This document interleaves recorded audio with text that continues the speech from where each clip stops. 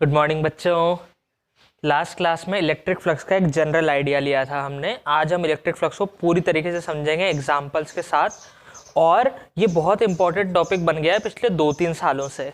इसमें ना बोर्ड पे क्वेश्चन आने लग गए हैं। पहले क्या होता था कि इलेक्ट्रिक फ्लक्स के बाद हम गॉस लॉ पढ़ते हैं जिसमें वो फ्लक्स की बातें करता है, तो वहां से क्वेश्चन आते थे। आजकल पिछले 2-3 साल से जब ज़्यादा कंसेप्चुअल होने लग गए हैं बोर्ड के पेपर, तो फ्लक्स के डायरेक्ट क्वेश्चन पूछते हैं फ्लक्स के कंसेप्ट पे। तो आज का लेक्चर पढ़ने के बाद पूरा का पूरा तुम पिछले साल के जो 2-3 सालों में पूछे गए हैं फ्लक्स के जितने भी क्वेश्चन पूछे गए हैं वो सारे कर पाओगे। और मोस्ट ऑफ ऑल जितने भी तरीके के पूछे गए हैं वो मैं तुम्हें करवा ही दूंगा आज के लेक्चर में। तो स्टार्ट करते हैं। Electric flux. इलेक्ट्रिक फ्लक्स को हमने क्या समझा था बच्चों कि कोई भी सरफेस है, ऐसे बना लेते हैं, कोई भी सरफेस है, हमेशा किसी सरफेस का ही होता है फ्लक्स। सरफेस 2D भी हो सकता है जैसा मैंने बनाया, या 3D भी हो सकता है जैसे बॉल हो गई या बॉक्स हो गया, क्यूब हो गया। ऐसे भी सरफेस हो सकते हैं क्योंकि उनका भी सरफेस एरिया निकलता है, इसका भी सरफेस एरिया निकलता है, तो दो तरह के सरफेस हो सकते हैं। फ्लक्स हमेशा किसी सरफेस के लिए डिफाइन होता है। फ्लक्स हमेशा किसी सरफेस के लिए डिफाइन होता है। तो मैं क्या बताना चाह रहा हूँ, फ्लक्स होता है कि जैसे ये है और इलेक्ट्रिक फील्ड लाइंस कुछ इस तरीके से जा रही है।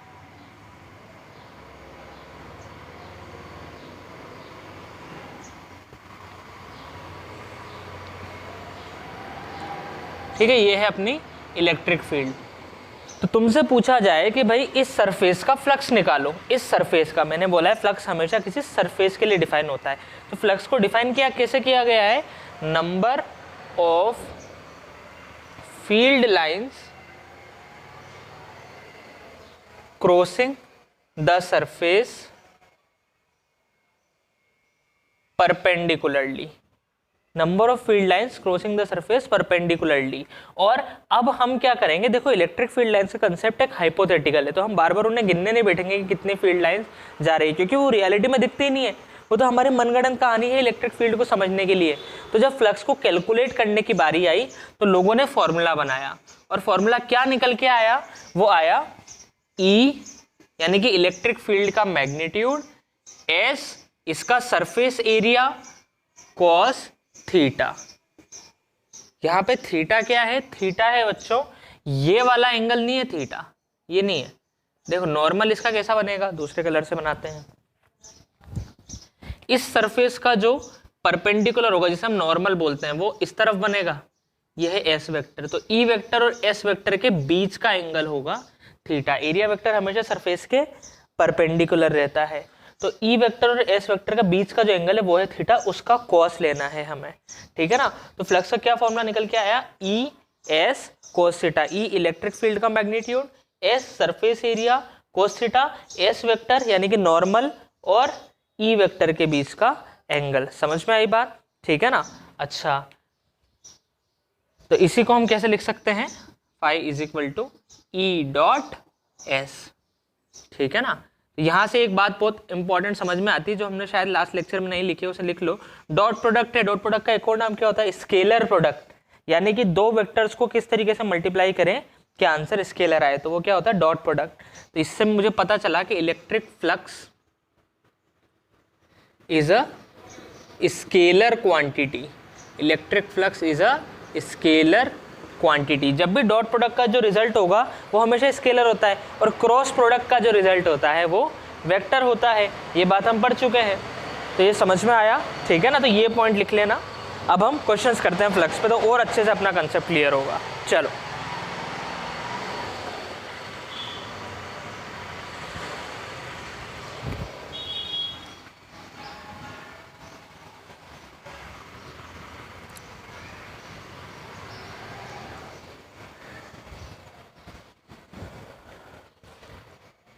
क्वेश्चन है, ये तुम्हें सरफेस दे रखा है और इसमें से इलेक्ट्रिक फील्ड कुछ इस तरीके से पास हो रही है, ऐसे परपेंडिकुलरली। ठीक है, ऐसे परपेंडिकुलरली पास हो रही है। ये हो गई इलेक्ट्रिक फील्ड। इसकी ये वाली साइड है, इसकी लेंथ है ए और ये हाइट है बी। ठीक है, एक रेक्टेंगल है, इलेक्ट्रिक फील्ड ऐसे जा रही है, इसकी वाली लेंथ है ए, ये हाइट है बी, रेक्टेंगल है तो ये भी ए और ये भी बी हो जाएगी। ठीक है ना। मेरा तुमसे सवाल है, calculate electric flux through the given surface. ये जो सरफेस तुम्हें दिया गया है रेक्टेंगुलर सरफेस, इसमें से फ्लक्स निकालो। निकालो भाई। सर फ्लक्स का फॉर्मूला लगाएंगे। फ्लक्स का फॉर्मूला क्या हो जाता है sir, phi E is equal to E S cos theta. तो ई कितना है, ई हमें ई ही दे रखा है तो ई रख देते हैं। एस एरिया, एरिया कितना हो जाएगा रेक्टेंगल का, लेंथ इंटू ब्रेड्थ, तो ए इंटू बी कॉस थीटा। अब मुझे बताओ थीटा कितना है। थीटा होता क्या है, थीटा है ई और एस के बीच का एंगल। हमेशा याद रखना है बात, थीटा को 90 डिग्री मत रख देना। थीटा है ई और एस के बीच का एंगल, सरफेस का नहीं है वो, सरफेस वेक्टर। तो सरफेस वेक्टर किधर होता है सर, हमेशा सरफेस के परपेंडिकुलर ही होता है। सरफेस वेक्टर सरफेस के परपेंडिकुलर ही है, तो जिधर ई उधर ही एस, यानी कि थीटा कितना हो गया ई और एस में 0 हो गया, तो थीटा हो गया अपना 0 कोस 0। तो ये हो गया ई ए बी, कोस 0 की वैल्यू 1, तो क्या आंसर आ गया ई ए बी। समझ में आई बात। इस सरफेस का फ्लक्स कितना होगा ई ए बी। समझ में आया, ठीक है ना। किस तरीके से निकाला हमने सर, ई की वैल्यू रख दी, सरफेस एरिया निकाल दिया और थीटा निकाला। थीटा निकालने का ही खेल है, मेन खेल पूरा थीटा निकालने का है। बाकी सब तो इजी है, एरिया निकाल लेंगे, इलेक्ट्रिक फील्ड तुम्हें गिवन होगी। जो मेन खेल रहेगा वो है थीटा निकालने का। थीटा क्या है, ई और एस के बीच का एंगल, इलेक्ट्रिक फील्ड और सरफेस एरिया वेक्टर के बीच का एंगल। इस सरफेस के मत देख लेना, सरफेस एरिया वेक्टर का। क्लियर है बात। चलो नोट कर लो, फिर नेक्स्ट क्वेश्चन करके बताना मुझे।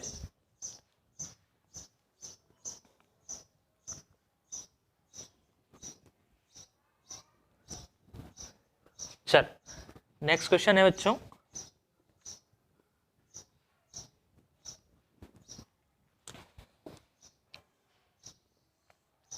ये एक स्क्वायर है जिसकी सारी की सारी साइड्स जो है वो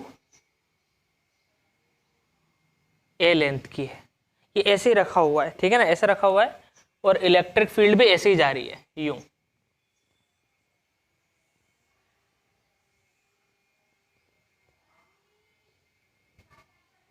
सेम क्वेश्चन है, calculate the flux through the surface. देखो इसको इमेजिन में तुम्हें करवा देता हूँ, ये किस तरीके से इलेक्ट्रिक फील्ड जा रही है। जैसे अपना जो सरफेस है वो ऐसे रखा हुआ है और इलेक्ट्रिक फील्ड भी ऐसे ही जा रही है यूं, इस तरीके से जा रही है इलेक्ट्रिक फील्ड अपनी। ठीक है,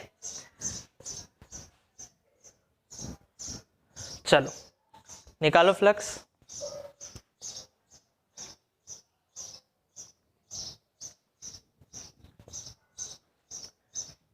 अब मैं निकालता हूं, है ना, वीडियो पॉज करके कोशिश कर लो।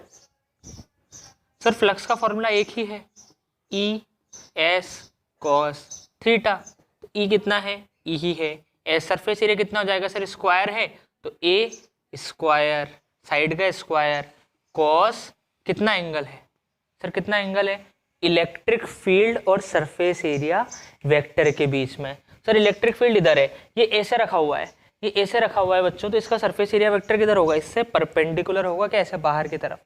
ये ऐसे रखा हुआ है अपना स्क्वायर, तो इसका सरफेस एरिया वेक्टर इससे परपेंडिकुलर इधर होगा क्या, हाँ या ना। तो क्या मैं बोल सकता हूँ कि ये होगा सरफेस एरिया वेक्टर। अगर ये सरफेस एरिया वेक्टर है बच्चों, तो इनके बीच में एंगल कितना हो गया, 90 डिग्री हो गया क्या। अगर ये सरफेस एरिया वेक्टर है तो इनके बीच में एंगल कितना हो गया, 90 डिग्री हो गया। बात समझ में आई कि सर सरफेस वेक्टर इससे परपेंडिकुलर होगा, तो वो इसके साथ कितना एंगल बना रहा है, 90 डिग्री। तो cos 90 कितना हो जाता है, 0, तो पूरे को 0 कर देगा, तो आंसर कितना आ गया, 0। इसका फ्लक्स कितना होगा, इस सरफेस का फ्लक्स 0। देखो याद करो, मैंने तुम्हें डेफिनेशन में ना मीटर वाक्य क्रॉसिंग लिखवाया था, number of electric field lines crossing the given surface perpendicularly. तो इलेक्ट्रिक फील्ड इसे क्रॉस ही नहीं कर रही है, क्रॉस तो ये होता है कि आर पार निकल जाए, वो बस इसके ऐसे टच होकर निकल रही है टेंजेंट की तरह से, क्रॉस नहीं कर रही है सरफेस को। बात समझ में आई? ठीक है ना, तो क्रॉस नहीं कर रही है इसलिए फ्लक्स 0 होगा।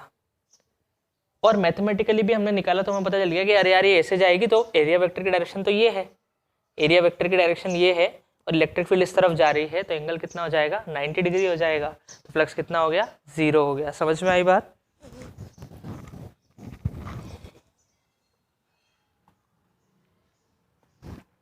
चल आगे बढ़ते हैं।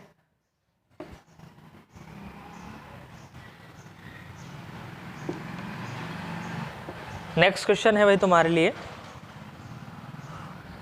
कि अगर मैं एक सर्कल ले लूं, इस तरीके से रखा हुआ है वो सर्कल, है ना, ऐसे जमीन पे ऐसे रखा हुआ है,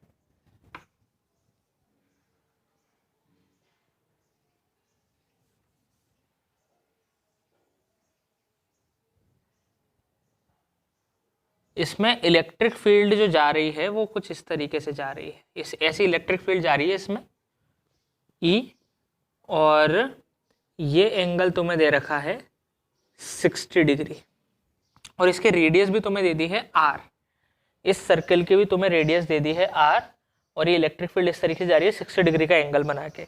अब फ्लक्स निकालो इसका।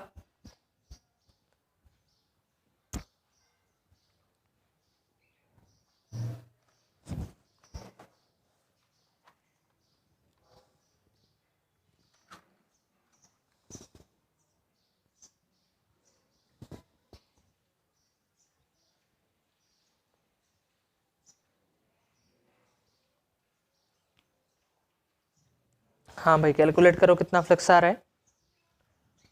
चलो अब मैं बताता हूँ। देखो फ्लक्स का formula E S cos theta, तो E कितना है, E ही है। S सर सर्कल का एरिया कितना हो जाएगा, पाई, R दे रखा है तो R का स्क्वायर, cos थीटा, थीटा क्या है, थीटा है 60 डिग्री, cos 60 डिग्री, गलत हो जाएगा।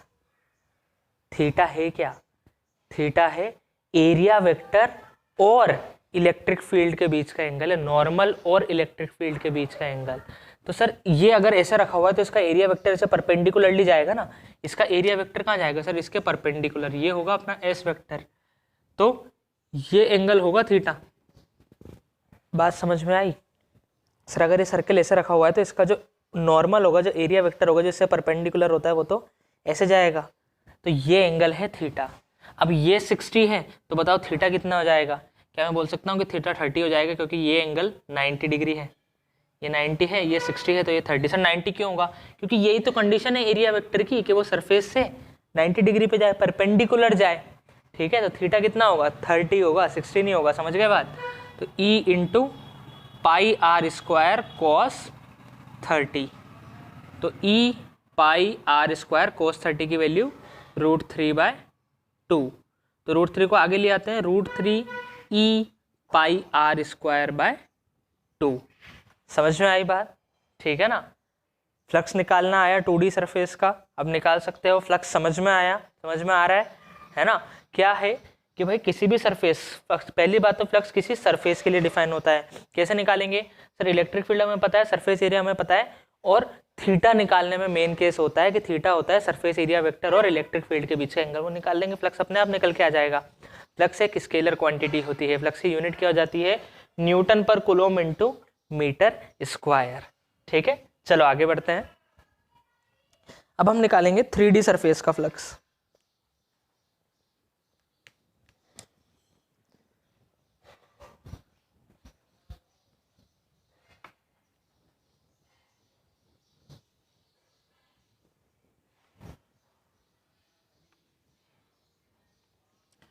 या फिर मैं बोलूं क्लोज्ड सरफेस का फ्लक्स।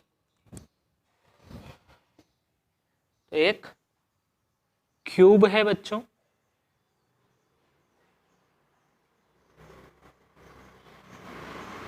जो कि इस तरीके से रखा हुआ है, ये अपना z एक्सिस है, ये अपना x एक्सिस है, और ये अपना y एक्सिस है। ठीक है ना, ये x, ये y और ये z, और क्यूब की साइड तुम्हें दे रखी है a, तो सारी साइड लेंथ कितनी हो जाएगी, a हो जाएगी। अब जो इलेक्ट्रिक फील्ड आ रही है ना बच्चों, इलेक्ट्रिक फील्ड आ रही है कुछ इस तरीके से, जैसे इस डायरेक्शन में, आई कैप की डायरेक्शन में आ रही है इलेक्ट्रिक फील्ड अपनी यूं।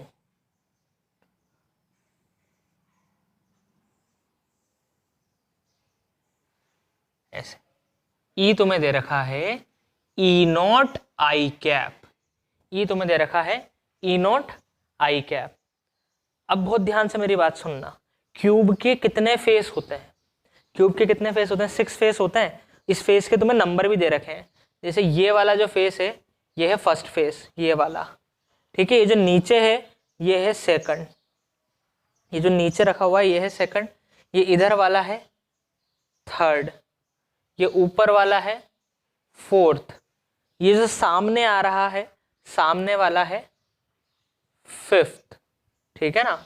और जो वो पीछे है पीछे वाला वो है सिक्स्थ। समझ में आई बात? ठीक है ना। ये वाला है फर्स्ट, नीचे वाला है सेकंड, ये वाला है थर्ड, ऊपर वाला है फोर्थ, पीछे वाला है सिक्स्थ और ये आगे वाला है फिफ्थ। मेरा सवाल है find electric flux through each surface 1 2 3 4 5 6, यानी कि तुम्हें सबसे पहले फर्स्ट सरफेस का फ्लक्स निकालना है, इस सरफेस का फ्लक्स निकालो, उसके बाद इस नीचे वाले का निकालो, उसके बाद इस नीचे वाले का निकालो, इस वाले का, फिर फोर्थ का, फिर 5 का, सबका अलग अलग फ्लक्स निकाल के दिखाओ मुझे। चलो करो, कोशिश करो। बेसिकली ये क्या स्क्वायर ही तो है जो अलग अलग डायरेक्शन में रखे हुए हैं। क्यूब क्यों मान रहे हो? स्क्वायर ही तो है, 6 के 6 फेस है, 6 क्या स्क्वायर है। अभी हमने 2D का फ्लक्स निकालना सीखा, तो वैसे ही इस पहले वाले का फ्लक्स निकालो, इस दूसरे का निकालो, तीसरे का निकालो, फोर्थ का निकालो, फिफ्थ का निकालो और 6 का निकालो। चलो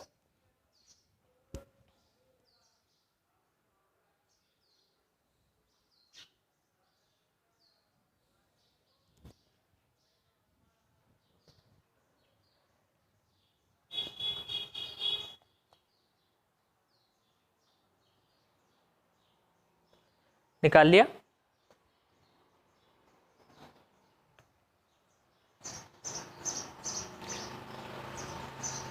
अब चलो समझते हैं। सबसे पहले मुझे निकालना है फाई 1।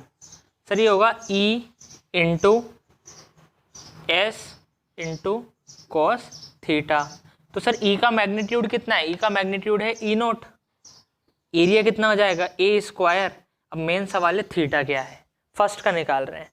तो इसके लिए इसे समझो, देखो ये एक डस्टर है, ये एक क्यूबॉइड है, क्यूबॉइड, इसके भी 6 फेसेस होंगे। तो ये वाला फेस हो गया अपना फर्स्ट फेस, ये वाला सामने वाला है फिफ्थ फेस, इधर वाला है थर्ड फेस। तो फर्स्ट का निकाल रहे हैं अपन, बाकी सब पे बाद में आएंगे। फर्स्ट का निकाल रही हूँ। और इलेक्ट्रिक फील्ड कैसे जा रही है? ऐसे एक्स डायरेक्शन में। तो सर थीटा क्या होता है? थीटा होता है एरिया वेक्टर और इलेक्ट्रिक फील्ड का एंगल। तो इलेक्ट्रिक फील्ड किधर जा रही है? इस तरफ। सर इस सरफेस का एरिया वेक्टर किधर होगा? हमने देखा है एरिया वेक्टर में, सर एरिया वेक्टर होगा इसके परपेंडिकुलर और बाहर की तरफ, कभी भी क्यूब के अंदर नहीं जाएगा। तो इस सरफेस का अगर हम बात करें तो इसका एरिया वेक्टर इधर और इलेक्ट्रिक फील्ड इधर। तो एरिया वेक्टर इधर, इलेक्ट्रिक फील्ड इधर, इनके बीच में एंगल कितना हो गया? 180 डिग्री दिख रहा है क्या तुम्हें एंगल? एरिया वेक्टर इधर सर परपेंडिकुलर और बाहर की तरफ, और इलेक्ट्रिक फील्ड इधर जा रही है आई कैप की तरफ, तो इनके बीच में एंगल कितना हो गया? 180 डिग्री हो गया। अब यहाँ भी देखो, अगर मैं इसे बनाऊं तो ये ऐसा ही तो सीन है कुछ कि सर ये वाला सरफेस है और इलेक्ट्रिक फील्ड कैसे जा रही है? इस तरफ जा रही है। अब इलेक्ट्रिक फील्ड इस तरफ जा रही है, लेकिन इसका जो एरिया वेक्टर होगा, एरिया वेक्टर सर इसके परपेंडिकुलर होगा, लेकिन अंदर नहीं हो सकता है, हमेशा बाहर ही होगा। तो इसका एरिया वेक्टर किधर जाएगा? इस तरफ जाएगा। फर्स्ट सरफेस का एरिया वेक्टर इस तरफ और इलेक्ट्रिक फील्ड इस तरफ। तो इनके बीच में एंगल कितना हो गया? 180 डिग्री, कोस 180। तो कितना? कोस 180 की वैल्यू -1, यानी कि फाई 1 की वैल्यू कितनी आ गई बच्चों? फाई 1 अपना आ गया -E नोट ए स्क्वायर। समझ में आई ये बात कि सर पहले सरफेस का फ्लक्स निकालना था, E नोट तो आएगा ही सही, E का मैग्नीट्यूड इंटू ए स्क्वायर भी आएगा उसका मैग्नीट्यूड। थीटा में भिड़ंत है। अब थीटा कैसे निकालेंगे? सर इलेक्ट्रिक फील्ड की डायरेक्शन ये है, और इस फर्स्ट सरफेस की बात करें तो इसका एरिया वेक्टर इस तरफ आएगा। तो इनके बीच में एंगल कितना हो गया? 180 डिग्री हो गया। तो cos 180 से हमने आंसर निकाल लिया। चलो अब E2 तुम निकाल के बताओ। 2 कौन सा है? नीचे वाला सरफेस। ठीक है ना। फाई टू तुम निकाल के बताओ, फाई टू कितना होगा। सर अगर ये नीचे वाला सरफेस है, निकाल के बताओ, ठीक है ना। अब फिर सुनना मेरी बात, पहले खुद से निकाल लो फिर सुनना। अब ये जो नीचे वाला सरफेस है, इसके एरिया वेक्टर दो हो सकते हैं परपेंडिकुलर, या तो ये नीचे की तरफ या ऊपर की तरफ। लेकिन अगर मैं ऊपर की तरफ रखूंगा तो वो अंदर आ गया सरफेस के, देखो ऊपर की तरफ रखा तो अंदर आ गया सरफेस के, लेकिन एरिया वेक्टर हमेशा बाहर होता है, तो ये वाला एरिया वेक्टर है। सर एरिया वेक्टर है नीचे, इलेक्ट्रिक फील्ड किधर है, इस तरफ, इलेक्ट्रिक फील्ड है आई कैप की तरफ, एरिया वेक्टर किधर है, नीचे। बात समझ में आ रही है। सर ये सरफेस ऐसा है नीचे की तरफ, ठीक है ना। डस्टर से अगर मैं दिखाऊं तो ये अपना फर्स्ट सरफेस था, तो ये वाला है अपना सेकंड सरफेस, तो इसका एरिया वेक्टर एक नीचे हो सकता है या ऊपर हो सकता है। तो ऊपर तो ये सरफेस के अंदर चला जाएगा, तो ये हो सकता है, तो ये इसका एरिया वेक्टर। और इलेक्ट्रिक फील्ड किधर जा रही है, इलेक्ट्रिक फील्ड जा रही है इस तरफ, तो इनके बीच में एंगल कितना हो गया, 90 डिग्री हो गया। बात समझ में आई, ठीक है ना। देखो सर ई नॉट एरिया वापस है ए स्क्वायर कोस, क्योंकि सबके सब स्क्वायर है जिनकी साइड क्या है ए है, तो एरिया भी ए स्क्वायर। लेकिन इसका जो एरिया वेक्टर है वो नीचे, इलेक्ट्रिक फील्ड की डायरेक्शन तो आई कैप ही है, तो कितना एंगल हो गया बच्चों, कितना एंगल हो गया, 90 डिग्री हो गया, कॉस 90, तो कितना हो जाएगा 0।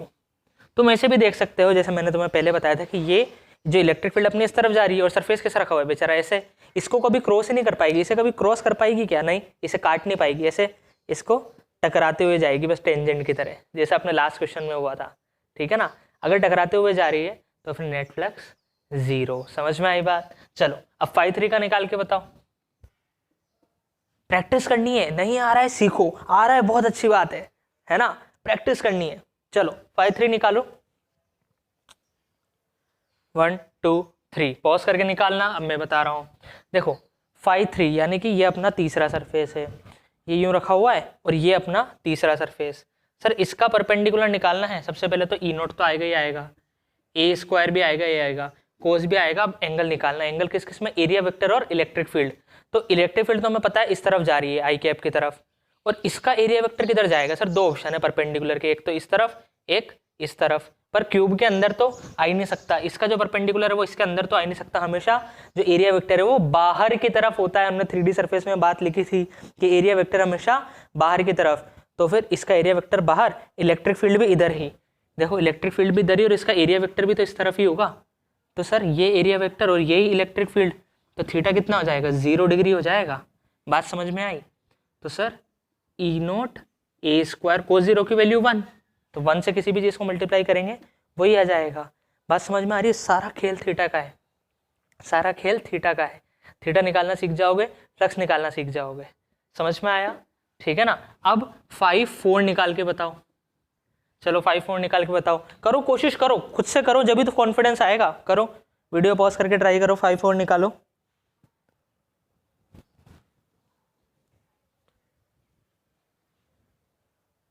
फाइव 4 निकालो भाई। 5 4 कितना आएगा सर, 5 4 यानी कि ये ऊपर वाला सरफेस, ये जो ऊपर वाला सरफेस है अपना, इसके परपेंडिकुलर एरिया वेक्टर कौन सा आएगा सर, या तो ये या फिर ये, पर ये तो अंदर जा रहा है, हमें ये ही लेना पड़ेगा। तो ये हो गया इसका एरिया वेक्टर, और ये है अपनी इलेक्ट्रिक फील्ड। कितना एंगल है, 90 डिग्री है क्या, ये इलेक्ट्रिक फील्ड है, ये इसका एरिया वेक्टर है, 90 डिग्री हो गया। तो फिर हम बोल सकते हैं कि sir E naught a square cos 90 यानी कि 0 हो जाएगा। समझ में आई बात। अगर इलेक्ट्रिक फील्ड सरफेस के परपेंडिकुलर है, अगर इलेक्ट्रिक फील्ड सरफेस के परपेंडिकुलर है तो फिर तो फ्लक्स 0 नहीं होगा, लेकिन अगर पैरेलल जा रही है तो फिर 0 हो जाएगा। ठीक है, बात समझ में आई। देखो सरफेस को क्रॉस नहीं कर पा रही है इलेक्ट्रिक फील्ड, इस सरफेस को भी कहाँ क्रॉस कर पा रही है, वो तो यूं ही जा रही है टच कर करके। क्रॉस तो इसे बोलते हैं कि ये क्रॉस करके जा रही है। समझ में आई बात, ठीक है ना। तो 5 4 भी हो गया 0। अब 5 5 निकालो भाई, 5 5 निकालो। 5 कौन सा सरफेस था सर, 5 ये सामने वाला, ये वाला सरफेस था 5। ठीक है, ये अपना क्यूब है तो ये सामने वाला सरफेस है 5। तो अगर सर ये 5 वाला सरफेस है तो इसका परपेंडिकुलर तो ये रहा और इलेक्ट्रिक फील्ड ये रही, तो परपेंडिकुलर यानी कि एरिया वेक्टर और इलेक्ट्रिक फील्ड में कितना एंगल हो गया। देखो परपेंडिकुलर इस तरफ, इलेक्ट्रिक फील्ड इस तरफ, कितना एंगल है, 90 डिग्री दिख रहा है।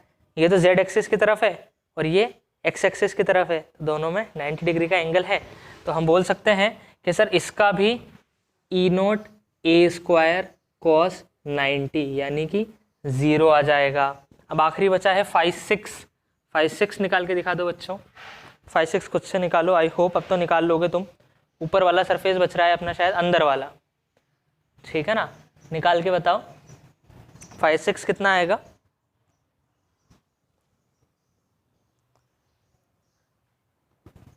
देखो अंदर वाला सरफेस है, तो अंदर वाला जो सरफेस रहेगा, जैसे ये अपना बाहर वाला था ऐसे ही अंदर वाले का एरिया वेक्टर किधर जाएगा सर, ऐसे अंदर वाले का एरिया वेक्टर इधर और इलेक्ट्रिक फील्ड इस तरफ वापस से 90 डिग्री। सर अंदर वाले का एरिया वेक्टर किधर जाएगा, माइनस जेड एक्सिस की तरफ जाएगा और एक्स एक्सिस इस तरफ, इलेक्ट्रिक फील्ड इस तरफ, तो कितना एंगल हो गया, 90 डिग्री हो गया। समझ में आई बात, ठीक है। तो वापस से 5/6 सर ई नोट एरिया स्क्वायर, सॉरी ए का स्क्वायर इंटू कॉस 90 यानी कि 0 हो गया। बात समझ में आई, 6 के 6 सरफेसेस का फ्लक्स निकाल दिया। समझ में आई बात, ठीक है। अब इसी क्वेश्चन का सेकंड पार्ट देखो क्या किया हमने, हमेशा ई इंटू सरफेस एरिया तो आएगा ही आएगा, फिर बस ध्यान किस पे देना है कि सरफेस एरिया और इलेक्ट्रिक फील्ड में एंगल कितना है, उसे देख लोगे तो काम हो गया, उसे देख लोगे तो काम हो गया। इसलिए मैंने सबसे पहले बहुत डिटेल में लास्ट वीडियो में एरिया वेक्टर समझाया। एरिया वेक्टर की डायरेक्शन सही आ गई, फिर तो इलेक्ट्रिक फील्ड के साथ उसका एंगल ही तो देखना है। समझ में आई बात, ठीक है ना। चलो इसी क्वेश्चन का सेकंड पार्ट है,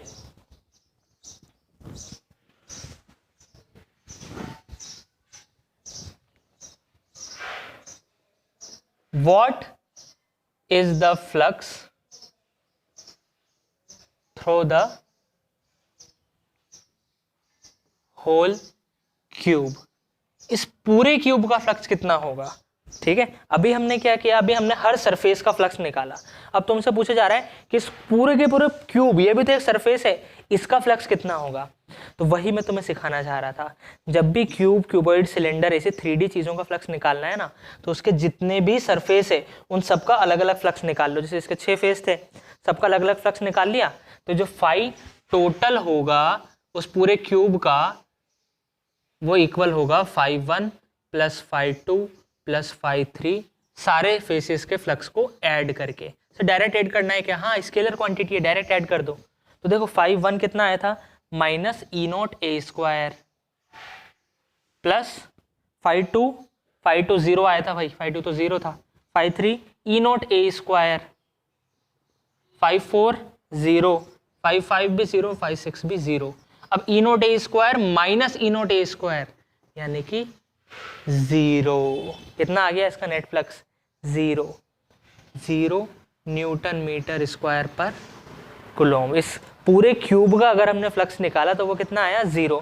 3D सरफेस का फ्लक्स निकालना आया, क्या किया हमने सर, जितने भी फेस थे उन सबका फ्लक्स अलग अलग निकाल लिए, वो तो हमें आ गया, और उन सबको जोड़ दो तो पूरे के पूरे क्यूब का आ जाएगा। ऐसे ही अगर तुम्हें सिलेंडर दिया है तो सिलेंडर में कितना सरफेस बनेंगे, जैसे ये मार्कर है, ये एक सिलेंडर है, सिलेंडर में कितना सरफेस बनेंगे सर, एक तो ये सर्कल, एक ये सर्कल और एक ये कर्व्ड सरफेस, ये 3 सरफेस बनेंगे, एक ये और एक ये कर्व्ड सरफेस। तीनों का निकाल लो और फिर तीनों का ऐड कर दो। अभी दिखाता हूं मैं। बात समझ में आई, ठीक है। चलो आगे बढ़ते हैं।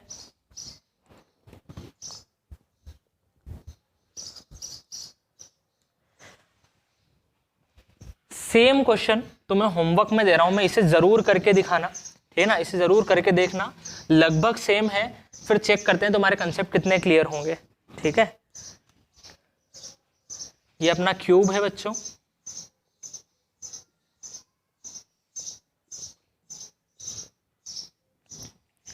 ये z एक्सिस, ये x एक्सिस, ये y एक्सिस, ठीक है। इसकी साइड हमेशा ए ही दे रखी है तुम्हें अभी भी। ये अपना फर्स्ट, ये नीचे वाला सेकंड, ये इधर वाला थर्ड, ऊपर वाला फोर्थ, ये आगे वाला अपना फिफ्थ सरफेस, ये वाला, और पीछे वाला सिक्स्थ सरफेस, ठीक है। अब तुम्हें निकालना है इलेक्ट्रिक फील्ड तुम्हें अब की बार ऐसी दे रखी है, ऐसे नीचे से ऊपर जा रही है भाई इलेक्ट्रिक फील्ड, नीचे से ऊपर, यानी कि y एक्सिस की तरफ जा रही है electric field. E = E naught j cap, E = E naught j cap. I cap थी पिछली बार इस तरफ, अब की बार इलेक्ट्रिक फील्ड ऐसे ऊपर जा रही है, तो E is equal to E naught j cap. मेरा सवाल वही है, find electric flux to surface 1 2 3 4 5 6 और फिर नेट फ्लक्स निकाल के दिखाना। क्या अंतर किया है, बस इलेक्ट्रिक फील्ड की डायरेक्शन बदली है, पहले वो आई कैप की तरफ जा रही थी, अब जे कैप की तरफ जा रही है, करके दिखाना। ठीक है, और ये हो जाए, इसे जरूर करना, इसे तो करना ही है, ये हो जाए, इसके बाद इलेक्ट्रिक फील्ड को ऐसे जेड एक्सिस की तरफ भी मान के कर सकते हो तुम, कि जब इलेक्ट्रिक फील्ड की डायरेक्शन हो जाए ई नोट के कैप, ऐसे बाहर आ रही है इलेक्ट्रिक फील्ड, एक हो गई आई कैप, एक हो गई जे कैप, और एक ऐसे बाहर आ रही है इलेक्ट्रिक फील्ड के कैप, उसमें भी निकाल के तुम देख सकते हो। लेकिन इसे जरूर करके देखना, अगर तुम्हें इंटरेस्ट आता है और तुम और अच्छा कंसेप्ट करना चाहते हो तो के कैप वाले के लिए भी निकाल के देखना। समझ में आई बात? चलो अगले क्वेश्चन पे आते हैं।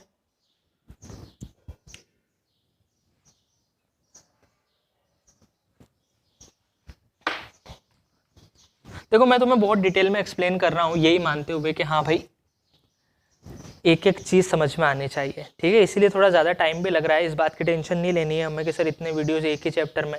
शुरुआत के जो अपने फिजिक्स के चैप्टर हैं ये थोड़े बड़े हैं, शुरुआत के जो चैप्टर हैं अपने ये थोड़े बड़े हैं, बाद में छोटे होते जाएंगे चैप्टर साइज में। 4 चैप्टर तक अपने बड़े चैप्टर, इनका वेटेज भी उतना ही ज़्यादा है, ऐसा नहीं है कि भी बड़े हैं तो कम मार्क्स के क्वेश्चन आएंगे, इनका वेटेज भी उतना ही ज़्यादा है, तो इन्हें बहुत अच्छे से समझो और एक एक चीज़ हमें समझ में आ जाएगी तो आगे हमें बिल्कुल दिक्कत नहीं होगी। चलो फर्स्ट बुक में भी ऐसा ही है, फर्स्ट 1 to 4 चैप्टर बड़े हैं, उसके बाद फिर 5 to 8 छोटे हैं। ऐसे ही सेकंड बुक में भी है, 9 और 10 बड़े हैं, उसके बाद बाकी सारे छोटे हैं। चलो एक क्वेश्चन और करके बताओ, फिर कल भी हम 1-2 क्वेश्चंस की प्रैक्टिस और करेंगे।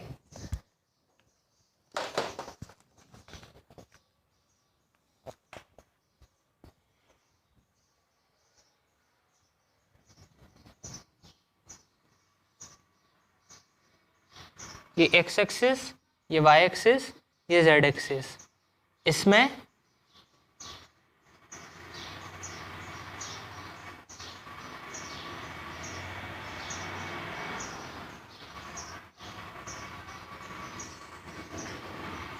इस तरीके से एक सिलेंडर रख दिया जिसकी रेडियस है r और ये लेंथ है l, है ना। ऐसे सिलेंडर रख दिया मैंने, इस तरफ फेस करते हुए यूं सिलेंडर रखा है मैंने, है ना। बात समझ में आई? जैसे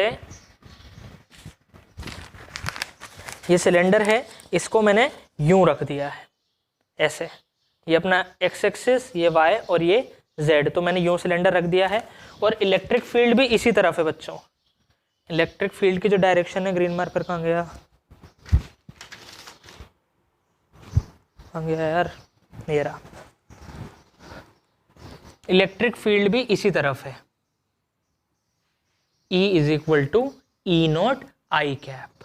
मेरा सवाल है find the flux through the cylinder, find the flux through the cylinder. अब देखो सिलेंडर के लिए फ्लक्स निकालना है ना, इसको मैं समझा रहा हूँ तुम्हें, ठीक है। तो मैंने तुम्हें बताया था 3 सरफेस देखो, एक तो ये वाला सर्कुलर सरफेस, इसका फ्लक्स निकाल लो, ये वाला सर्कुलर सरफेस, इसका फ्लक्स निकाल लो, और इस कर्व्ड सरफेस का फ्लक्स निकाल लो। तो पहले इन सर्कुलर वालों का निकालते हैं। सर एक सर्कल तो ये रहा, इसका एरिया वेक्टर किधर होगा? सर इसका एरिया वेक्टर इससे परपेंडिकुलर इसी डायरेक्शन में तो होगा। तो अगर हम ES1 की बात करें, जैसे इसे मैं 1 बोल देता हूँ, है ना, इसे मैं 2 बोल देता हूँ और इसे मैं 3 बोल देता हूँ। तो E1 की बात कर लेते हैं अपन, तो कितना हो जाएगा E नोट, एरिया कितना हो जाएगा पाई आर स्क्वायर, ये वाला सरफेस कौन सा हो गया, फर्स्ट सरफेस हो गया, इनटू एंगल। अब सर इसका एरिया वेक्टर किस तरफ है, इस तरफ, और इलेक्ट्रिक फील्ड भी इस तरफ, देखो यूं ही तो रखा हुआ है, तो इस वाले सर्कल का एरिया वेक्टर किधर जाएगा, इस तरफ, और इलेक्ट्रिक फील्ड भी इस तरफ, अंदर नहीं जा सकता है, अंदर कभी नहीं होता, बाहर की तरफ होगा, तो इलेक्ट्रिक फील्ड भी इस तरफ, तो फिर एंगल कितना हो गया 0 डिग्री। तो कितना आ गया flux E naught pi r square. इसके बाद हम इधर वाले सर्कल का निकाल लेते हैं E2। E2 कितना होगा बच्चों? सर ये वाला सर्कल है, इधर वाला, है ना, इधर वाला सर्कल है, तो इसका एरिया वेक्टर इस तरफ होगा, बाहर की तरफ, इसके परपेंडिकुलर बाहर, और इलेक्ट्रिक फील्ड किधर जा रही है, इस तरफ, इनके बीच में एंगल कितना हो गया 180। देखो इस तरफ जाएगी तो एंगल कितना हो गया 180 हो गया। तो E naught into pi r square, इसका भी एरिया कितना है पाई आर स्क्वायर कॉस 180, यानी कि कितना आ गया कॉस 180 की वैल्यू -1, तो minus E naught pi r square minus E naught pi r square. समझ में आई बात। अब E3 निकालेंगे, E3 निकालेंगे बच्चों। तो ये जो अपना कर्व्ड सरफेस है, ये जो अपना कर्व्ड सरफेस है, इसका जो परपेंडिकुलर होगा एरिया वेक्टर होगा वो ऐसे बाहर की तरफ होगा, ऐसे बाहर की तरफ किसी भी पॉइंट पर निकालेंगे अपन, किसी भी पॉइंट पर निकालेंगे तो सर वो इससे परपेंडिकुलर होगा। अब अगर वो इससे परपेंडिकुलर होगा तो इलेक्ट्रिक फील्ड से भी 90 डिग्री पे होगा, क्योंकि इसकी डायरेक्शन क्या है, ये है। इसकी जो डायरेक्शन है अपने कर्व्ड सरफेस की वो है एक्स एक्सिस की तरफ, और जो भी चीज़ अपन लेंगे इसका एरिया वेक्टर वो हमेशा एक्स एक्सिस के परपेंडिकुलर रहेगा। तो थीटा कितना हो गया, 90 डिग्री हो गया, थीटा 90 डिग्री हो गया। ये बात समझ में आई है ना। इस चीज़ को विजुअलाइज करो, ये कर्व्ड सरफेस है, इसका एरिया वेक्टर ऐसे बाहर की तरफ होगा और फील्ड है इस तरफ, ठीक है। इसका एरिया वेक्टर से बाहर, फील्ड इस तरफ, तो थीटा हो गया 90 डिग्री। तो ई नॉट इंटू इसका एरिया कितना होता है सर, कर्व्ड सरफेस एरिया होता है 2 पाई आर एल इंटू कॉस 90, तो इसका हो गया 0।